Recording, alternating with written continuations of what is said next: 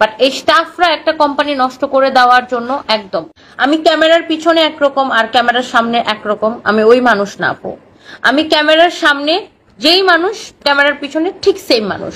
আমি কোনো কিছু হাইড করতে পারি না, যে ক্যামেরার পিছনে আমার মন খারাপ, ক্যামেরার সামনে এসে আমি হি হি হি হি হি করবো।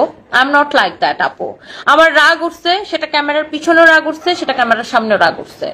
আমি কষ্ট পাইছি, সেটা ক্যামেরার পিছনেও কষ্ট পাইছি, ক্যামেরার সামনেও কষ্ট পাইছি। আমার একটা স্ট্রেট কাট কথা, একটা সোজা কথা বলতে হবে, সেটা আমার ক্যামেরার পিছনে আমি যেভাবে বলবো, ক্যামেরার সামনে আমি সেম ভাবে কথা বলবো। তো আমি ক্যামেরার পিছনে যেই মানুষ, আমি বাস্তব জীবনে যেই মানুষ, আমি ক্যামেরার সামনে সেই মানুষ। টোটালি একদম। আমি কোনো কিছু ফেক, কোনো কিছু দেখাইতে চাই না। Try to be mannered. আর আমার ম্যানার আপনার থেকে শিখতে হবে না। আমি অনেক ডাউন টু আর্থ। ওকে, যত মানুষের সাথে আমার দেখা হয়, কেউ বলতে পারবে না যে আমি অহংকারী বা আমি হচ্ছে ভাব নিছি। আমি মোটেই না, আমি অলওয়েজ ডাউন টু আর্থ।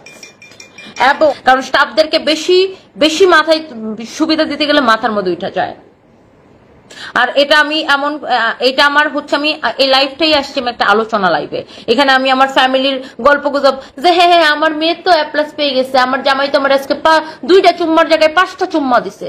চুম্মা চুম্মির আলাপ করতে এখানে আসি নাই। আমার কোম্পানি নিয়ে কোয়েশ্চেন, আমি এখন সমস্যার সম্মুখীন হচ্ছি। আমার কাস্টমার ঠিক মতো সার্ভিস পাচ্ছে না, আমার লোক লাগবে এক্সপিরিয়েন্স ওলা। এইসব বিষয় নিয়ে আমি কথা বলতে আসছি। বিকজ আমি যে পরিশ্রমটা করতেছি, আমি চাই না সেই পরিশ্রমটা ফাওয়ার উপর যাক, এবং কোনো মানুষ আমার কোম্পানির উপর অখুশি থাক, সেটা আমি চাই না। আমি চাই প্রত্যেকটা মানুষ আমার সার্ভিসে 100% সন্তুষ্ট থাক, এবং কাস্টমার হচ্ছে লক্ষ্মী। প্রত্যেকজন কাস্টমার যেন ঠিক মতো সার্ভিস পায়, সেটা অনলাইনে হোক, আমার যে কোনো শোরুমে হোক। এবং আমি সবসময় স্পষ্ট কথা বলি, এটাই আমার পার্সোনালিটি। আমি জাস্ট ফেড আপ হয়ে গেছি। মাস শেষে লক্ষ লক্ষ টাকা আমার স্যালারি দিতে হয়, লক্ষ লক্ষ টাকা আমার ভাড়া দিতে হয়, লক্ষ লক্ষ টাকা আমার সার্ভিস চার্জ দিতে হয়। মাস শেষে আমার মাথায় অনেক টাকার প্রেশার।